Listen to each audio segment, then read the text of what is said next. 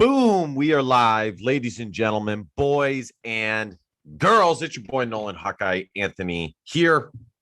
And I hope you guys are having a fantastic Saturday, wherever you may be, and however you may be listening.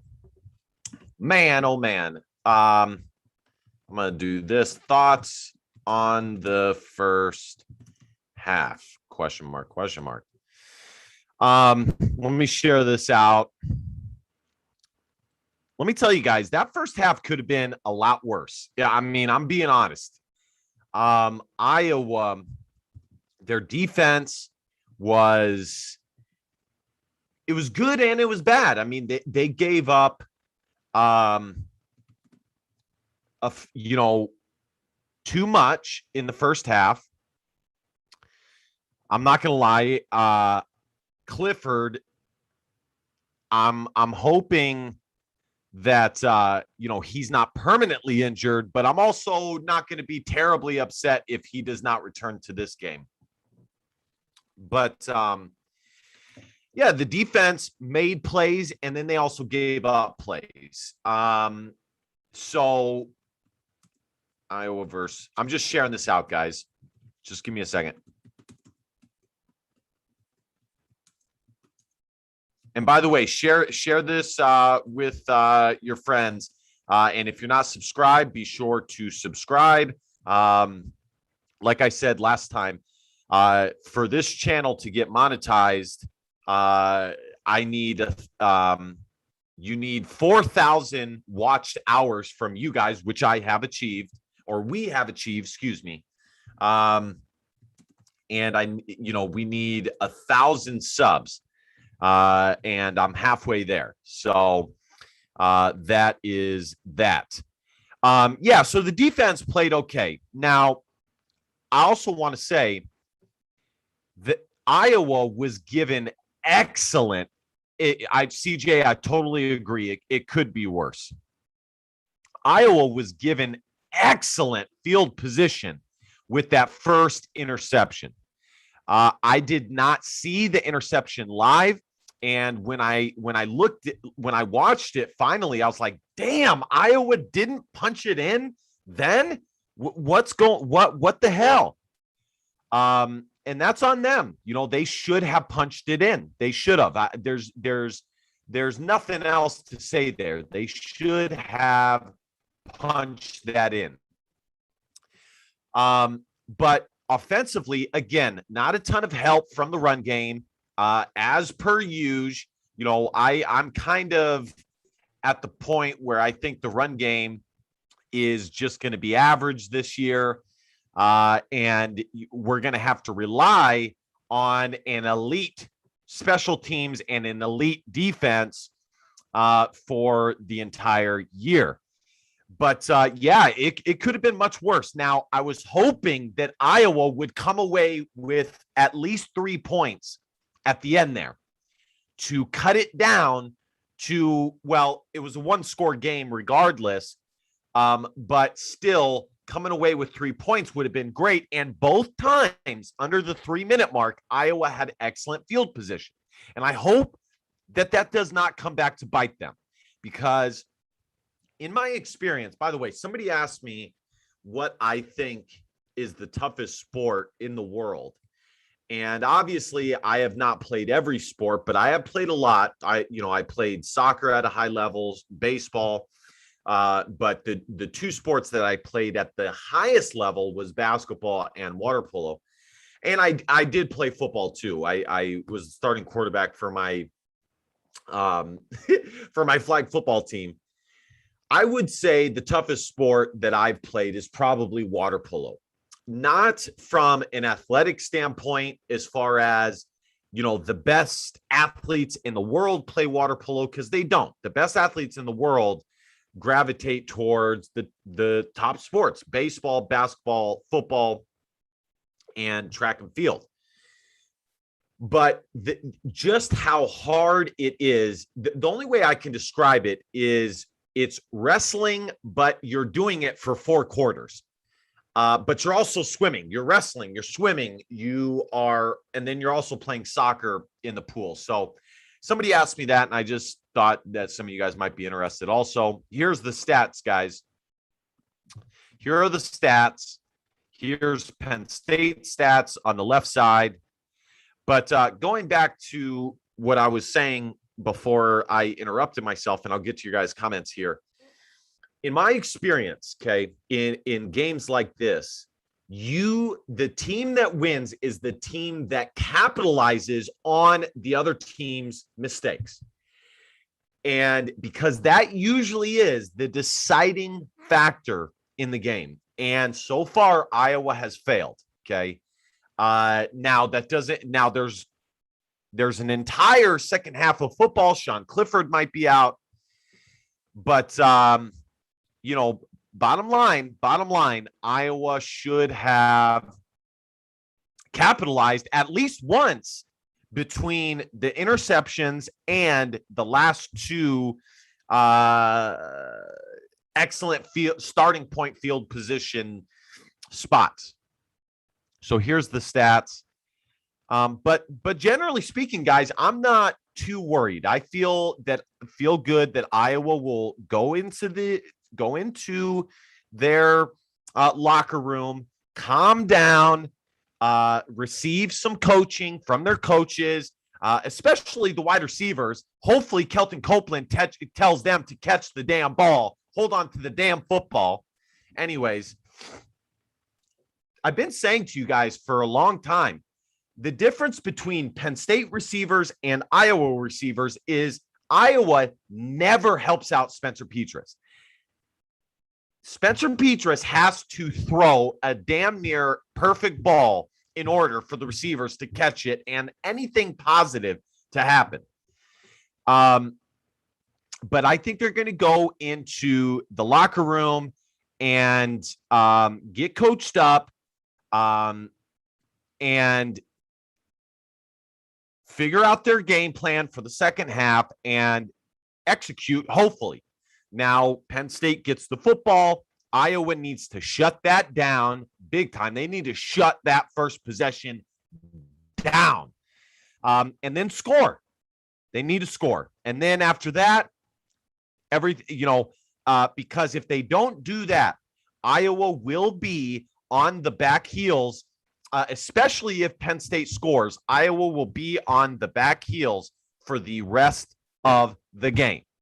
So, and I don't feel confident with Iowa on their back heels. I just don't. I mean, look at this, guys. I mean, literally, Sam Laporta doesn't have a catch. He's dropped multiple balls. Nico Reganey dropped the ball that turned into an interception. And guess what? Shocker, Tyrone Tracy is nowhere to be found. I'm at the point where, I think Iowa, the Iowa coaching staff is going to have to make a choice here on whether they stick with Tyrone Tracy because of loyalty, or do they go with the future and try and get the future, ready for the future. Because in my eyes right now,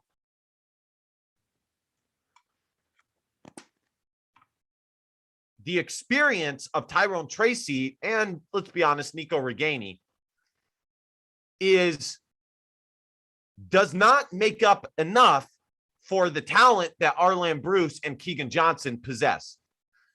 And for me, in that situation, you need to ask yourself, well, do we just put up with the mistakes, the probable mistakes of Keegan Johnson and Arland Bruce for the potential of them to take our passing attack to a whole nother level? And I'm curious what you guys think in the comments on that, because I haven't really thought about that until now, to be honest. But Iowa's receiving core right now, especially with the two starters, is very average. All right, I'm going to read your guys' comments. Let's read your guys' comments here. And I know there's probably going to be some of you guys who say that it's Spencer Petras. Spencer Petras is the one that sucks. And I can't buy it with Spencer being a top 25 quarterback, according to Pro Football Focus. And every game I see Iowa's receivers just dropping pass after pass after pass. All right. Could be worse. Penn State is on their backup. Corn and cattle. We have to catch passes, score on interceptions, stop the run. Agreed. I agree, Corn. There's something fishy with the defensive injury every time we're on a roll. Let me tell you guys something.